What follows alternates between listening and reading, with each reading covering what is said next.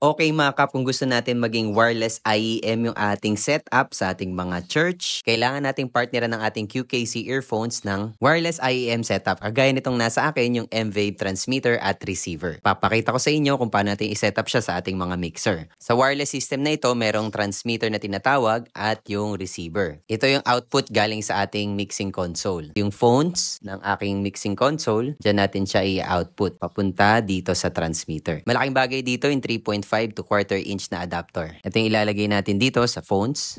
Kailangan din natin ng 3.5 cable. Saksak natin dito sa ating phones na merong adapter. Yung dulo nito, isasaksak natin dito sa transmitter.